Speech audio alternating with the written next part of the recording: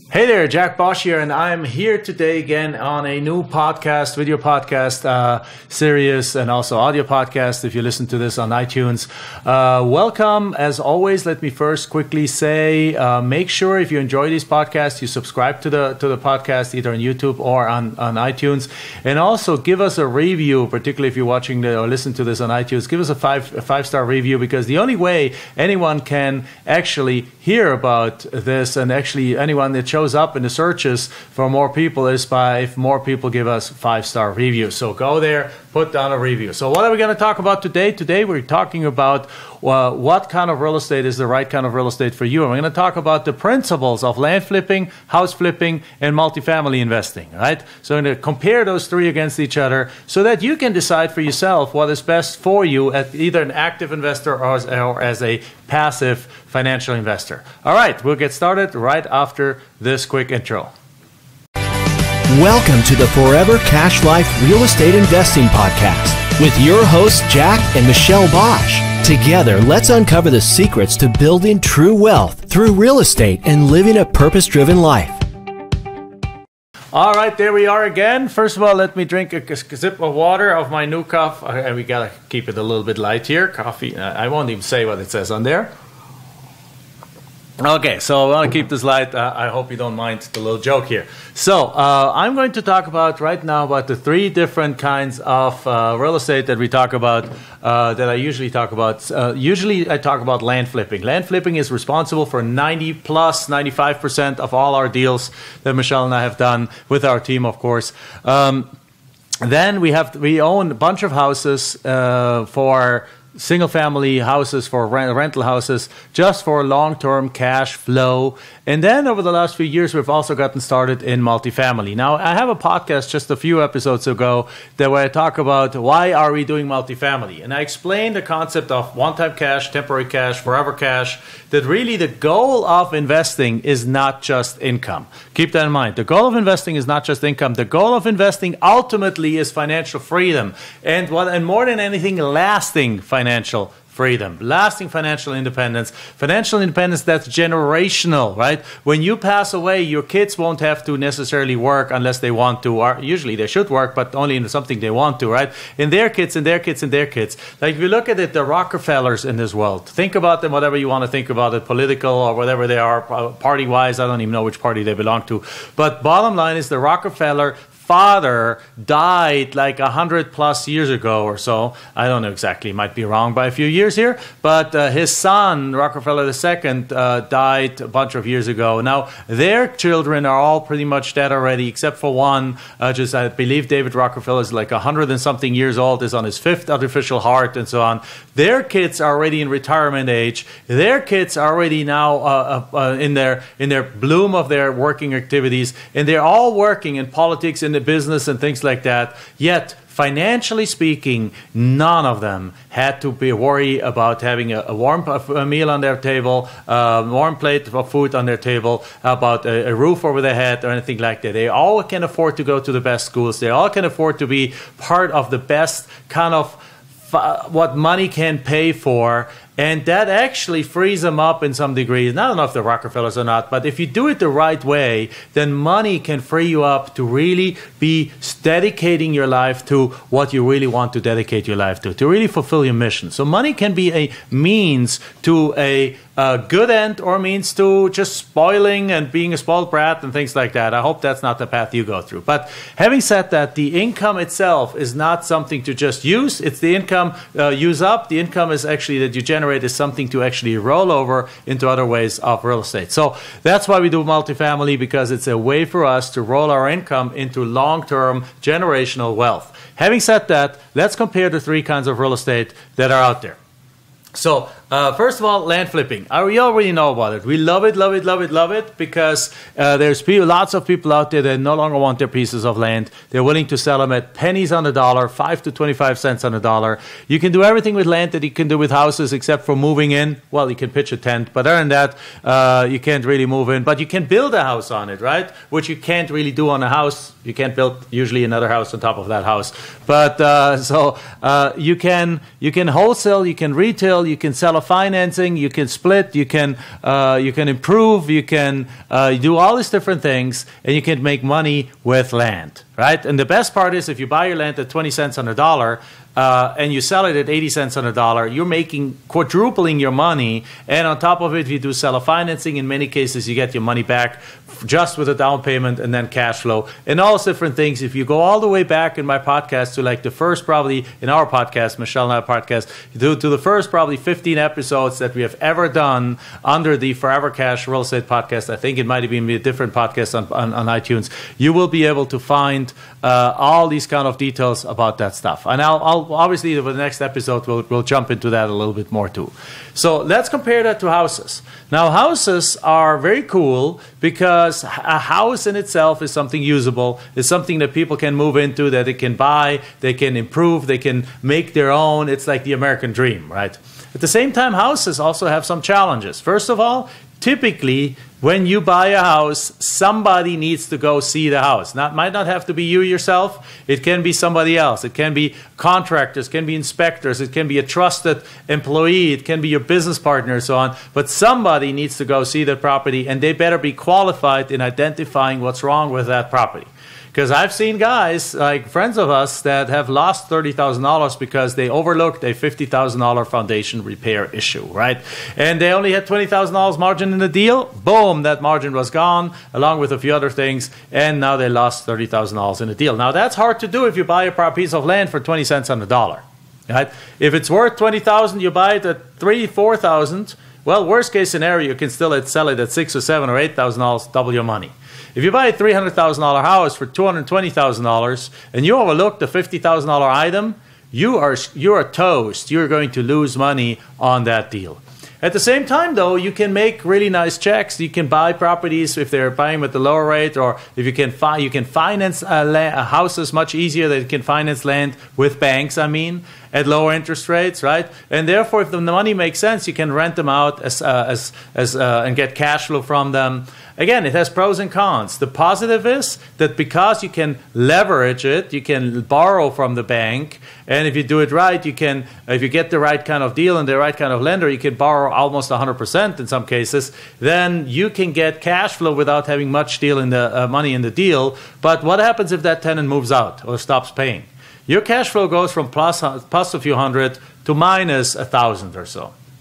And that's actually also almost impossible if you compare it back to the land area. It's almost impossible to do because in the land area, if you buy a property for $3,000 that's worth $25,000, and you go sell it for $20,000, and they give you a $3,000 down payment, now you have your money back.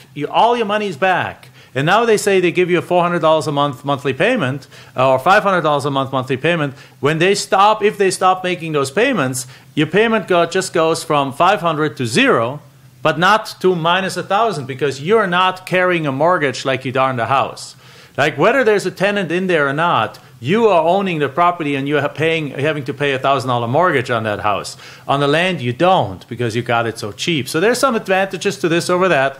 But obviously, there's the leverage fact that you can leverage the houses, you can lend against them, or borrow against them from the bank is a great tool. The appreciation of houses, if you buy them in the right location, appreciate. Well, land does too, right? So both appreciate. Banks are really happy to lend on it. And then obviously, if put comes to a shove, you can move in yourself, right? And the other part is if you rent them, the cash flow will go on, assuming you keep the property in good shape and it's in a good area, the cash flow will go on literally forever.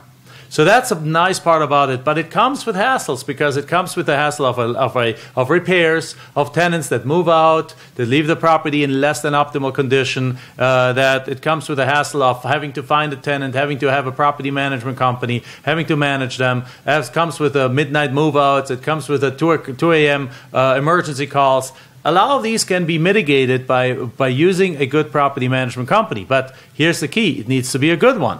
Right? We have gone through that ourselves. We bought some houses in Omaha, Nebraska, and the first property management company we hired, unfortunately, was a mishire. They screwed up that deal so bad that we basically didn't have any cash flow for the first year and a half. We buy, and because we kicked them out after like 9 months, but it took the new property manager, who was actually very good, another 7 months to clean up the entire mess. And only now, a few months ago, we're starting to actually get some good cash flow out of these houses. So you got to make sure that you manage the manager and that you're really on top of that. So it's not 100% hands off versus just collecting a check from a land customer can be pretty much hands off. Now, of course, you can also sell houses with seller financing, which then brings you to an equal position that you just go sell it and sell seller financing. In this case, you might have to do what's called a sandwich kind of loan, where you have a loan to the bank for like $1,000, and you do seller financing for $1,400, and therefore you get the middle $400. But still, if they stop paying, you're still responsible for the $1,000 mortgage. So keep that in mind. The thing with houses, though, is the appreciation of houses is very much limited to what the neighborhood appreciates at. So if there is a brand new school being built and it's a good school district, prices might go very much higher. If there's something negative happening overall, or if some people have a financial hardship and in that neighborhood have a foreclosure and sell their properties at 60% of value, guess what? The entire neighborhood now drops 40%, drops down to 60% of that value. And that's a problem. And yes, while this is also a problem to a degree in the land area, you're actually in more control in the land area of your values, because you can do stuff like rezoning. You can do stuff like splitting. I just spoke to one of our students literally this morning, who is right now in the process of buying a piece of land, a large piece of land, for $235,000. And once he split it up, and he's going to split it up into about 4 or 5 pieces, and then sell those pieces individually, they made the calculation that by doing that, they're going to overall make $950,000 on that $235,000 property. So they actively were able to increase the value by splitting the properties into smaller pieces, because in the land area, the way it is that if you split, like 100 acres might sell for $10,000 an acre, right? So therefore, it's $1 million, and 10 acres might sell for $30,000 an acre. So basically, if you take your 100-acre parcel and split it into 10 10-acre parcels, now the value of those individual 10-acre parcels is each $300,000, or a total of $3 million. So you're taking a $1 million property and made it into a $3 million property, or you're taking a $100,000 property and made it into a $300,000 property. And we have done that multiple times. That's obviously hard to do in a house, because you can't carve off a bedroom and sell it separately or so on. So that just doesn't work, but it works in the land area. So you're actually more in control of the values if you want to change them in the land area by being able to do things like that. Right. Secondly, let's talk about the multifamily now. The reason, again, I told you the reasons we do multifamily, because it's a long-term cash flow, wealth kind of business. The beautiful part about multifamily is that it has the law of large numbers. In a prior podcast, I talked about the law of large numbers, and that is basically that things average out over a large number. So if you take a coin and you flip it, and you have heads and tail, it's a 50-50 chance of heads and tail. Every time you flip that coin, it's a 50-50 chance of head and tail. However, if you flip it 5 times, it might be 5 times head, or 5 times tail, or 2 times or 3 times each. And at 6 times, it might be 3-3, or 6-0, or 0-6, or 1-5-1. And basically any combination is quite likely. If you do this, however, if you have 200 flips, chances are that 100 times or 105 times tails comes up, and 100 or 105 times or 95 times the other one comes, the heads or tails comes up, whatever I just said, the other one, right? So basically it levels out over time. And that's the principle of buying multifamily. When you buy a 100-unit apartment complex, or when you as a passive investor, that's the other thing. I know a lot of people that want to invest in real estate, and they say, like, I got $200,000 or I got $500,000. What do I invest in? Do I buy single-family homes with that? A friend of mine called me and says, like, I got X amount of dollars, it's a good amount. Should I buy myself 10 houses with that, or should I invest that in multifamily? My answer was, well, let's look at the pros and cons, and that really triggered this podcast right now. The pros of of single family is that you own various individual assets to 100%. You own this house to 100%, that house to 100%, that house to 100%, and so on. The cons is that even if you buy 8 or 10 houses, you don't have a critical mass yet that allows you to financially survive any kind of like major impacts on one of them. So what I mean by that, let's say each of these houses throw off $500 in cash flow after the mortgage and so on. So let's say, or even if they throw off, $1,000 in cash flow. Let's pick let's say 600, and you have 10 houses, 600 each. It's $6,000 a month in income. You'll be like, hey, great, I can retire. Most people can retire on $6,000 a month in income. Not everyone, but a lot of people can. So therefore, you'll be like, okay, that's $72,000 a year. I get the depreciation. I get those things. I pay very little taxes on it. That's actually a benefit of houses and multifamily, and land, there's no depreciation. So I get this. So yeah, I'll probably net $60,000 a year or so, or after taxes. I can live on that. Great. And they invest their money, and they're done. However, what happens if in 2 of these houses, in one of them there's a move out, and now you have the mortgage, you have to pay minus $1,000 on that thing instead of plus $600. And on the second one, an air condition breaks and it costs $4,000. And if that happens in the same time period in a month, all of a sudden, instead of getting $6,000, you're making $1,000 because the air condition costs $4,000. And the mortgage that you still have to pay and you have no income is an extra $1,000. So instead of having a $6,000 positive cash flow, you only have 6 minus 4 is 2, minus 1 is 1. You only have $1,000 that month. And that happens when you invest in individual kind of assets. So let's look at multifamily again. In multifamily, when you invest passively in multifamily, or if you want it to be a passive investment, like buying single families and having a property management company is also considered passive investments. So if you invest there, because, for example, that's the reason we only buy 90 units plus. So on the 90 unit plus deal that we just put under contract, that we just closed on actually, just a couple of weeks ago, that we just finished the closing on that deal, there's enough revenue coming from that property, and it has a track record of being 90% plus occupied. So basically, out of these 90 units, 81 or more were occupied at all times. And so there's no reason to believe why that would not be the case in the future. It's well located, it's well run, and so when we take over, we're even going to improve that from 81 occupied units to like 85, 86. There's always a couple of people that move out and leave the unit empty for a couple of weeks. And if an air condition breaks, it's like we're counting with every year about 5 air condition units breaking, right? But if one air condition unit breaks on a revenue of $60,000 a month, then it doesn't take that, because rental revenue is about $60,000 a month on that property, and that's before we increased it. If there's an air condition breaks, well, guess what? It's going to cost us $4,000. We still have $56,000 to work with.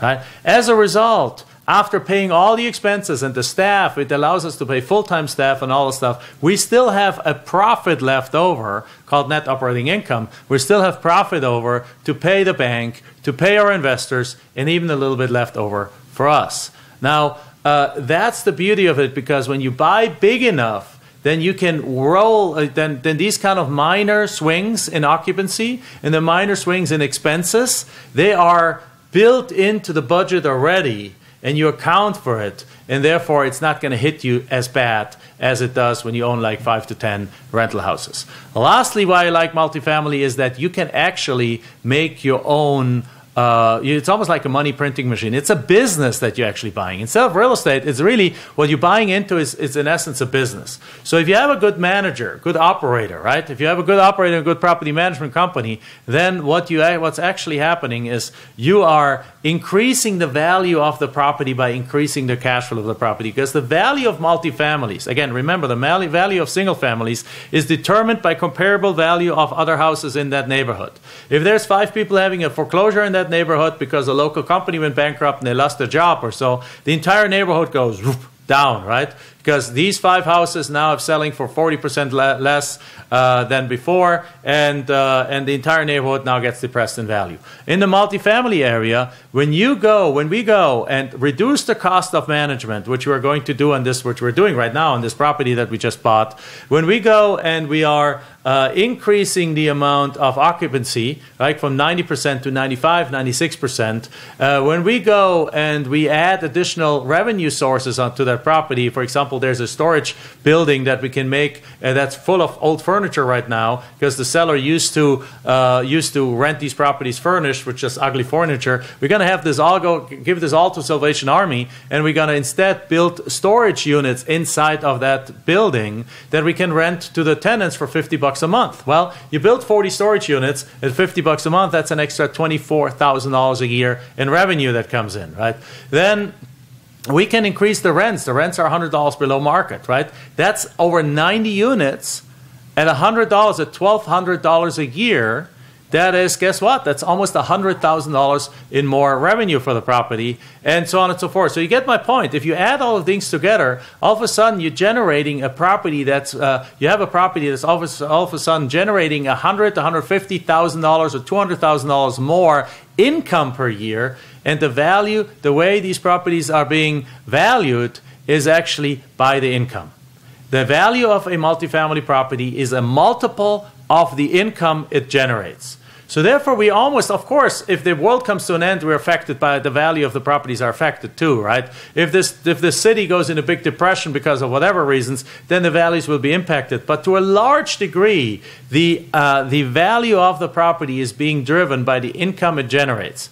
And as long as we can do those changes, that's why we pick properties like that. As long as we can make changes like that, that increases the net operating income of that property, the value goes up by a factor of anywhere between 10 and 20. Now, why 10 and 20? Why do I not give you a specific number? Is because it depends on the market. It depends on the market condition, where in the cycle that market is. But right now, if you do that to a multifamily property in Dallas, Texas, every dollar you increase the net operating income, the value goes up by $20. So if you increase the net operating income by $100,000, that property is worth $2 million more.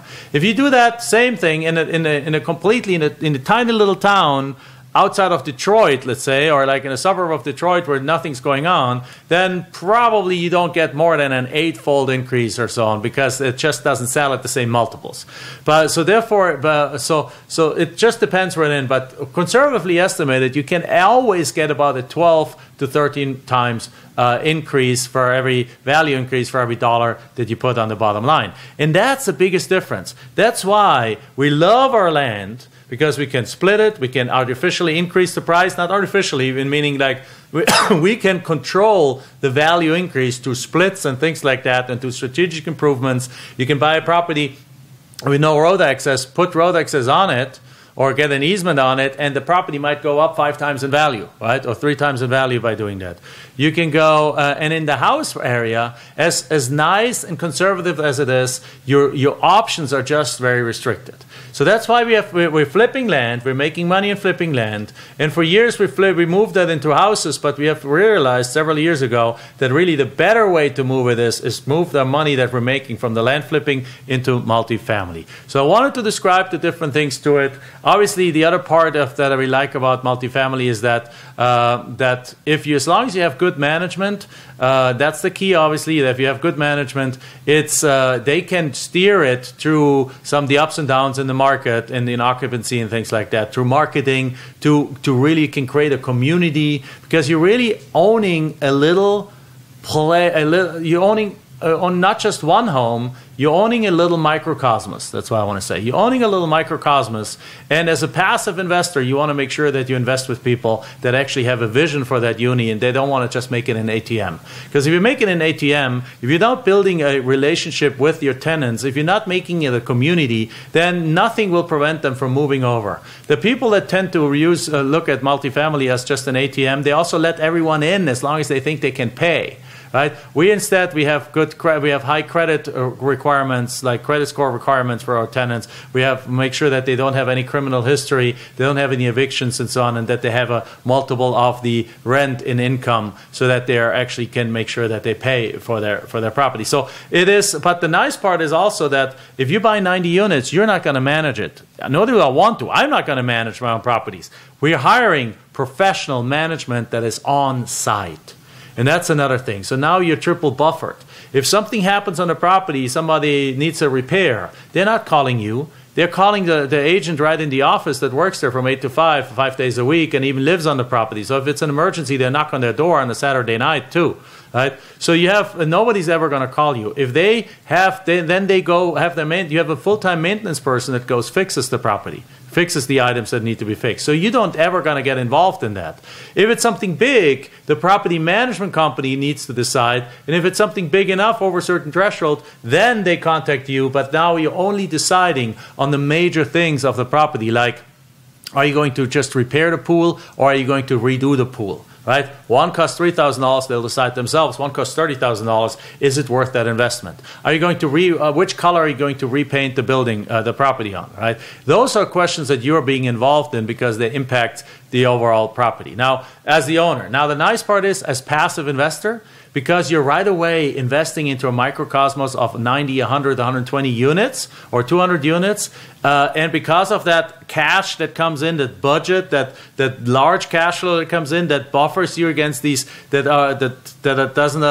doesn't all of a sudden bring you from this level to that level, but there's like only small kind of bumps in there, allows you to get a steady cash flow every single month from these properties, or every quarter. We pay quarterly, every single quarter from these properties. So if you look at it in the land area, you're making the high profits because you buy super cheap and you're getting cash flow, and you can affect the value of the property by splitting and by doing things like that. In the housing area, you're really very, very limited in value creation. You can remodel that house as beautiful as you want. You can charge twice the rent, but the value of the house is not going to increase if the value of the houses in the neighborhood are not going to increase.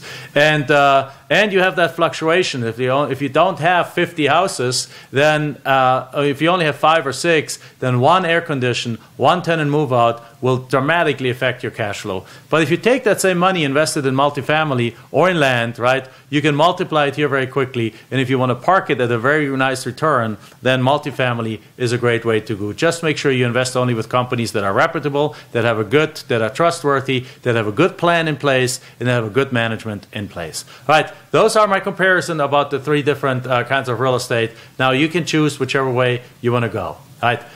With that, I want to finish my podcast. Again, we have a little outro here, which points you to the different places. Again, as always, make sure you go and check out, give us a 5-star review on iTunes. Subscribe to the podcast on YouTube. It's a video. If you want to watch this, if you're listening to this right now, if you want to watch it, go on YouTube over under Jack Bosch. Search for Jack Bosch. Also like us on Facebook, Jack Bosch. Join our Facebook community of land flippers under Forever Cash. If you look at the group called Forever Cash, it's called My Open Path Forever Cash. Check it out there, and I will see you in the next podcast. Enjoyed this episode? Then make sure you like, subscribe, and post your comments and questions below the video. We're looking forward to hearing from you.